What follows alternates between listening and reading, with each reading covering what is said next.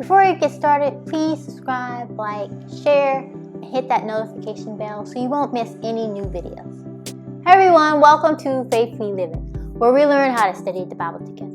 In this video, we're going to be learning about descriptive and prescriptive and how they're essential to understanding the Bible.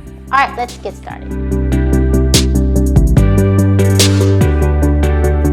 The Bible was written for specific purposes to specific audience. So it's important to ask who the author is and what he is trying to say to his audience when we're studying the Bible. Remember, we are not the original audience of the Bible.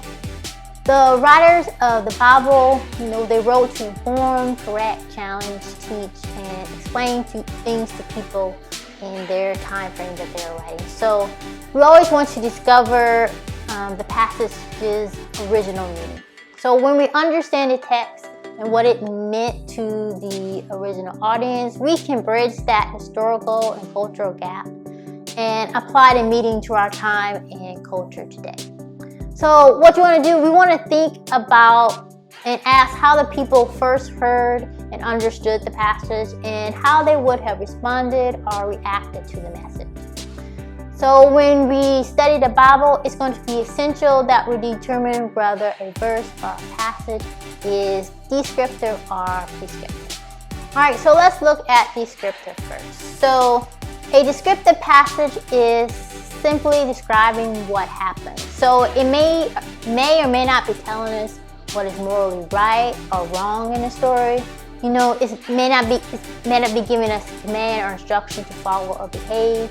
It's going to be, describing an instruction that is given to a particular person in their culture, time, and place.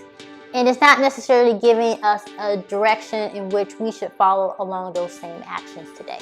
So kind of like a few examples.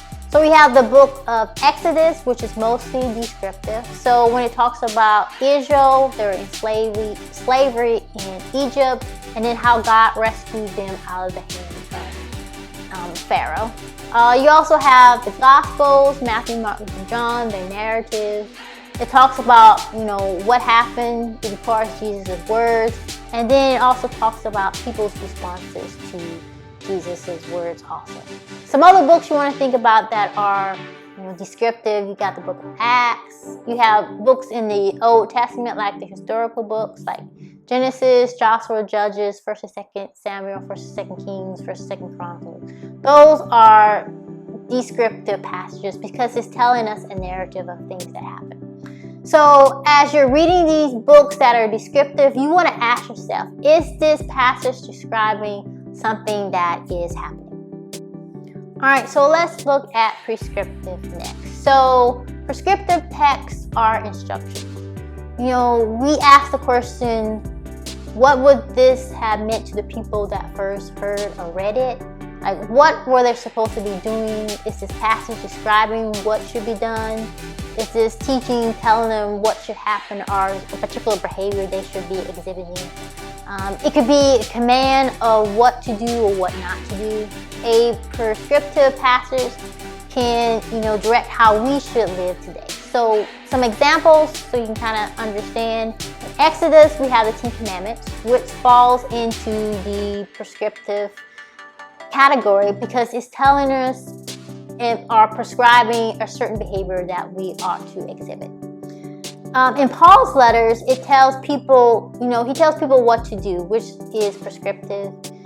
And Jesus leaves a lot in much of his teachings, for us to interpret, but sometimes he tells people what to do. So when you're looking at the words of Jesus, look for what he says, but I tell you, and it usually follows with the instructions that we should or should not do. So an example, something that Jesus says, he tells us to love our enemies and pray for those who persecute us. And we can find that in Matthew 5:44.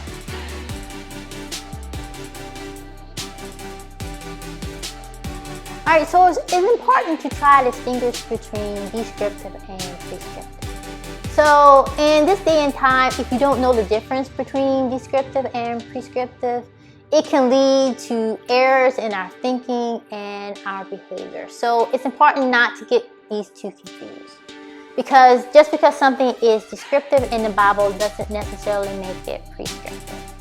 And we can also get confused with the two. So one thing that can confuse us when we get the idea of modeling or examples of people, there's many people in the Bible that did great things, so we want to emulate them.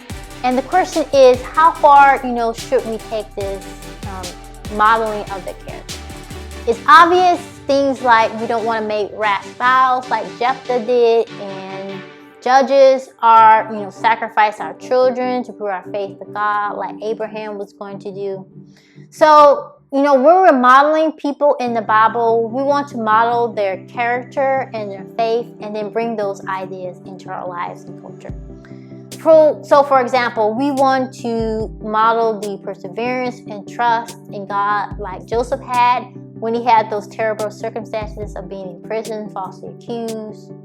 Another person we want to model would be Caleb. He was bold. He was saying, yes, God can give us the land, and don't be afraid of the giants, when the Israelites were clearly afraid. So what we want to do is to take principles and learn from them, and we may not necessarily copy their exact behavior. Another thing we can look at, sometimes the Bible denotes God's commentary on the behavior of a biblical character, and we can take this as either God's approval of their action and is worthy for us to emulate, or maybe God's disapproval of the action, and then we should avoid this. So one of these we consider is the account of Jabez and his prayer. The Bible records Jabez's prayer for us, but it doesn't tell us to pray it. The Bible notes that God grants Jabez's prayer. So this confirms God's approval of Jabez's words. And though it falls short of a commandment to obey, it does emerge as an example that we should follow. Because Jabez, it denotes that he was a righteous man. So maybe we should follow the righteousness of Jabez. So when we're studying the Bible, the more we can understand the core principles that the biblical writer was trying to address, the more we can understand what the passage was trying to relay to the original audience, and then what we should glean and bring over into our lives. So I hope this video was helpful for you in understanding descriptive and prescriptive passages. Hopefully it'll help you to better understand the Bible. As always, do me a favor by subscribing, liking, and sharing this channel. Thanks for watching.